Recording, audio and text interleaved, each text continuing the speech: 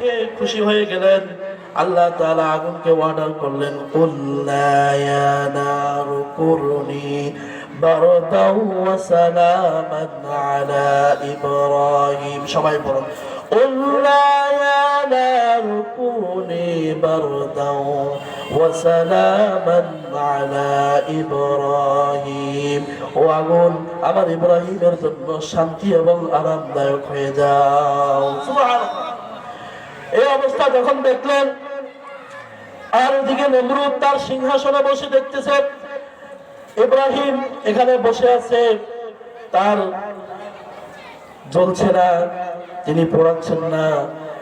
এই অবস্থা দেখে নমরুদ বলল, আগুন রে, তোর পোড়ানোর শক্তি বুঝি নাই, এত আগুন জ্বালানোর জন্য এত কিছু করলাম, তোর তেজস্বী শক্তি কই গেল? তোর কি জ্বালানোর ক্ষমতা নষ্ট হয়ে গেছে? আগুন থেকে জবাব আসলো, আমার তেজস্বী, আমার জ্বালানি শক্তি ক্ষমতা আছে না নাই তুই আজ তোর দেখাইয়া দেব, কিন্তু ইব্রাহিমের একটা পশমও জ্বালাইতে পারি না। আগুন কার? আগুন সৃষ্টি কার? আল্লাহ। আজ হতে যুগে ইব্রাহিম কা ইমা পয়দা, আজ কর সকতি এক আন্দাজ গুলিস্তা। আজ যদি ইব্রাহিমের মতো ইমাম থাকে বিদ্যমান, অগ্নিকুণ্ডে দেখতে পাবে খুবসুরত এক ফুলবাগান। সেই ইমান আমাদের আনার দরকার আছে কি নাই? তাহলে সমস্ত ক্ষমতার উৎসকে আয়াতুল কুরসি হচ্ছে এটাই। আয়াতুল কুরসির মূল উৎস হচ্ছে এটাই। সমস্ত কর্তৃত্ব, ক্ষমতা, সব কিছু পাওয়ার একমাত্র হকদারকে। আল্লাহ ছাড়া কারো ইবাদত করা যাবে না। দুনিয়ার সব কিছুর দুর্বলতা আছে, আছে না নাই? আল্লাহর কোনো দুর্বলতা আছে? তাহলে আমরা সর্বশক্তি দিয়ে একবার জোরে আওয়াজ করে বলি, আল্লাহ আল্লাহ আল্লাহ।